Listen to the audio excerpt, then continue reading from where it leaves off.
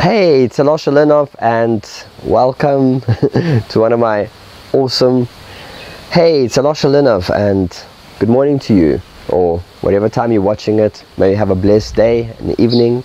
It was winter solstice yesterday, and it's a good time to bless the current year and wish for whatever you want in the new year to happen. So I actually happened to sleep over 2 nights ago with my son under the stars. It was really awesome, and I'll be doing a separate video about sleeping under the stars and the importance of it. But what came to me was, as I was lying there, and I've got this beautiful starry night sky, and I've got my son next to me, and I've got fresh air, and we've got this feather duvet over us. We are comfy as anything, and it's just like fantastic. And I happened to catch my thoughts, where my thoughts were, and I wasn't aware up until now, but my thoughts at that time were in some dark place, and I'm thinking about these weird things, how hostile this world is, and who's out to get me, and I'm really like processing stuff that is not even true. It doesn't even exist. I'm in some other world, or this world, and I'm thinking about hostility and negativity and bullshit, really stuff that it is not even real, but my mind is playing it out. So the first thing I want you to realize is that 99% of the thoughts, or maybe 90, but plus 90% plus, are thoughts that come to us from other people. They are our neighbors or somebody else, and things are like traveling on these airwaves, and we catch them because we've got these antennas, because we are one living organism. We are God experiencing itself, himself, herself through all of us. So when somebody else has a thought, the other guy has a thought 10,000 kilometers away. So realize that a lot of the thoughts are not your thoughts. So if you're thinking some dodgy nonsense about how hostile the world is, or I'm not good enough, and well, that's a whole another story, but I'll talk to you about it just now. But the first thing to changing your thoughts is acknowledging them and being aware of what you're thinking, because there is this golden rule from my good mentor John DeMartini, and the quote goes like this: your most inner dominant thought becomes your most outer prominent reality. So the thing that you keep on thinking and playing out over and over and over in your mind's eye becomes your reality, whether you want it or not, whether you wished for it or not, whether it's yours or not. So you need to catch your thoughts, and to catch your thoughts was to aware of them. Like for me, it was 2 nights ago. It was like, wow, look at that. And the other thought that keeps on playing for me and a lot of other people, but I can speak from my behalf, is I'm not good enough. I'm not, and I don't want to keep on repeating it, because I am good enough. I'm freaking brilliant, okay? And I gotta keep on saying for it that over and over, because and it's not getting high ego, because most of us are really thinking low of ourselves because of our parents, and it can happen as easy as that. Little Alosha comes, let's just say that's an example, little Mr. X, little boy, comes to his daddy, daddy, look at the drawing I made. And he shows him his beautiful drawing that he just scribbled out. And the dad says, ha, Leonardo da Vinci can make better than this. Look at this drawing, he is a real artist. And the little boy comes, oh, I'm not appreciated. My beautiful drawing is not appreciated. I'm not loved for who I am.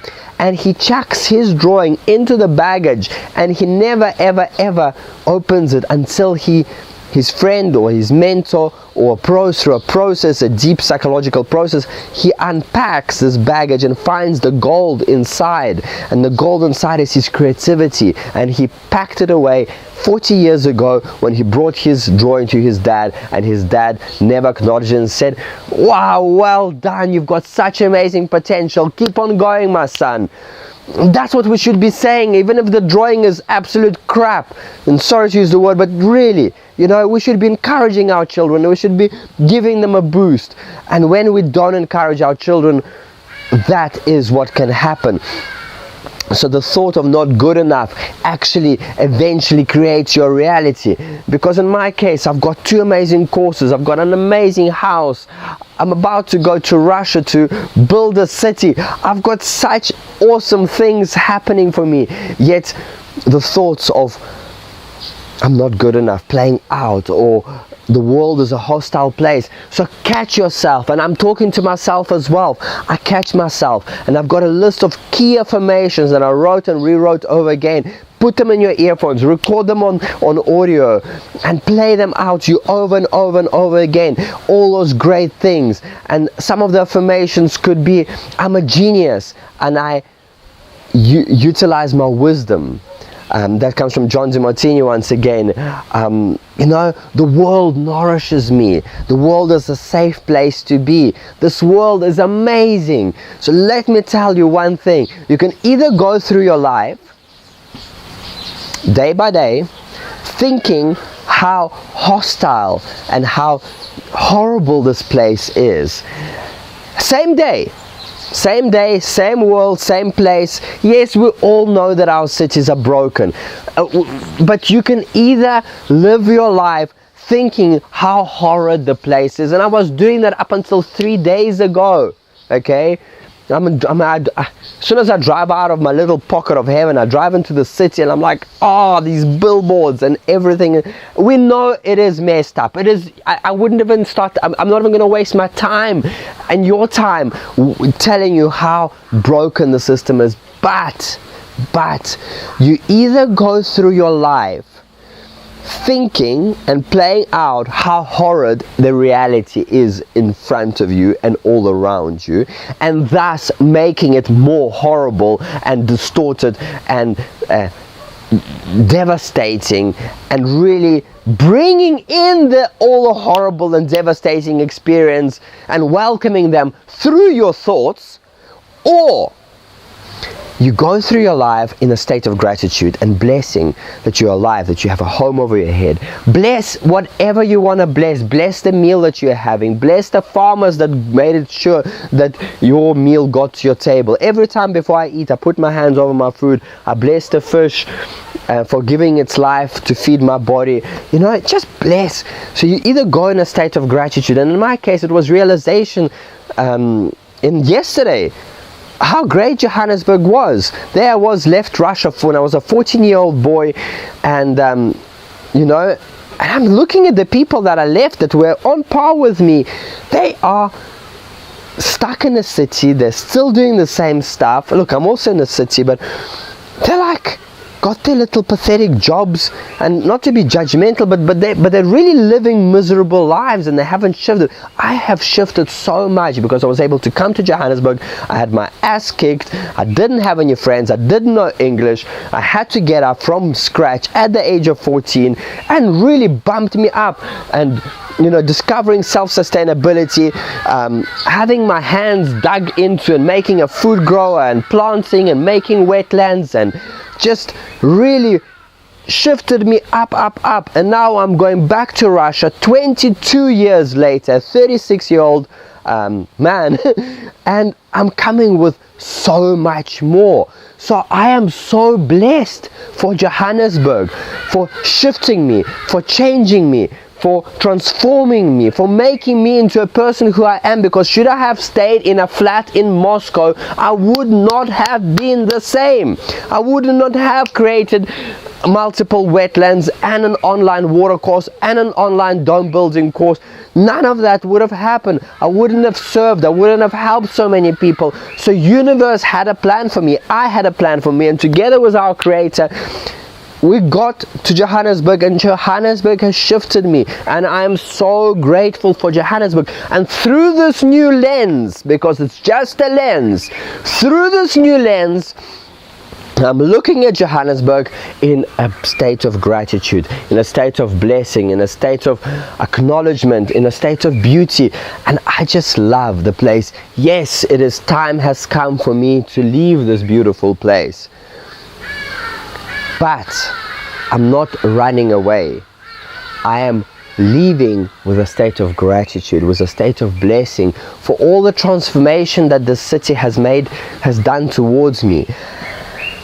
So it's just a lens. So I ask of you that you change your lens to a lens of not positivity. And no, we don't want to say like, oh wow, you know, but you know what?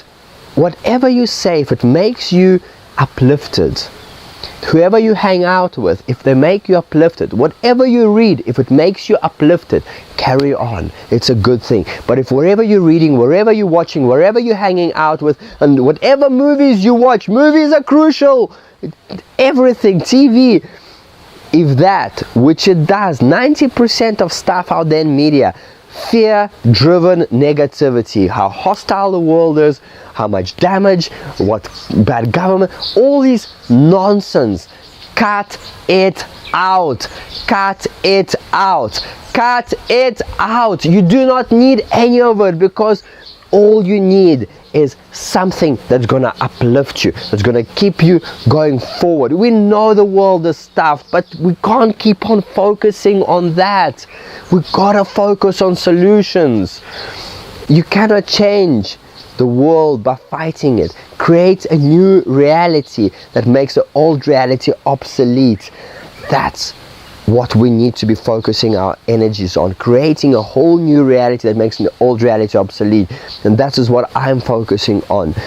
All your energy, all your thoughts should be focusing on what you want to create in your life. So write a few of those affirmations. They are crucial. Play them through your earphones, write them down in a few places and have them as reminders. Read them before you go to wake up and when you go to sleep. Read those affirmations, because they're going to remind you of what works for you, how beautiful this planet is. Same day, you either think the world is a horrible place, or you think the world is a safe place to be. The world nourishes me. Our universe cares for me. This is a safe place to be. Imagine going through your life thinking those thoughts. Crime will stop in your life. Disaster will stop in your life, because you, with your thoughts, act as a magnet, and it's powerful. And thanks God it doesn't happen immediately. Thanks God there is a time delay, because imagine you think, I wish I'd find an elephant, or where did I read this? You know, somebody was wondering, why do these little nuts grow in the tree and these big fruit grow in the ground? The next thing, this little nut fell on his head, and it's like, oh, thanks God the watermelons don't grow in a tree, because I would have been dead by now. So, you know, it's awesome that there is a time delay, but know that your most inner dominant thought will create your most outer prominent reality. That is a universal law. You cannot go against universal laws. So go with the flow. Enjoy living in these exciting times. Start your day with a great morning routine. Crucial. Keep it going. A bit of yoga, or tai chi, or a run, a little meditation. Read your affirmations. Maybe a little bit of music. I'm starting to play a little bit of music. Wake up at 4:30. Go to sleep by 9 o'clock. You are asleep. 8:30 you're reading in bed, because you're getting 16 hours of biological sleep if you go to bed at 8:30, 9 o'clock, and wake up at 4:30. Change your morning routine. We spoke about diet. Crucial. Your diet is crucial. Have a green juice every day. And just thrive. I just want you to thrive, and I just want myself to thrive. And remember your thoughts. Catch them, and as you catch them, override your negative thought with 3 positive affirmations, the opposite of what you were thinking. And really figure out, I'm not saying diss your intuition. Intuition comes from here, and when it really comes from here, and you'll know there is a bit of emotion will come with that. Know that those thoughts are coming from the heart. Know that your will is wanting to speak to you. Be attuned to that, listen to that. But the stuff playing out, wara wara wara, in your head, cut it out. Make a constructive plan of what you need to do, and then after your morning routine, it's your highest impact, highest income actions. You always start with your highest impact, highest income actions. I have a whole video on that with the whiteboard. I don't even know what the video is called, but it's somewhere in my YouTube channel, how you should structure your day. But highest impact, highest income is what you finish first. Your WhatsApp is off, your media is off. Just minimize all that stuff on Facebook, really, and drill it. Go for it, full power, highest impact, highest income, and then you can open your day up for the rest of activities. But or your email is off, everything is off until your highest impact and highest income actions have been completed. And that's what I'm going to do. I'm going to go right now and record a lesson for my Dome Home students. I hope you enjoyed this video. Post your comments below. I'm not catching up to reading all your comments as yet, but when I do get time, I will read your comments. They really some of the comments put tears in my eyes, and it's such a blessing to hear your stories, your visions, and I wish you great manifestation. May you have a fabulous day. Namaste.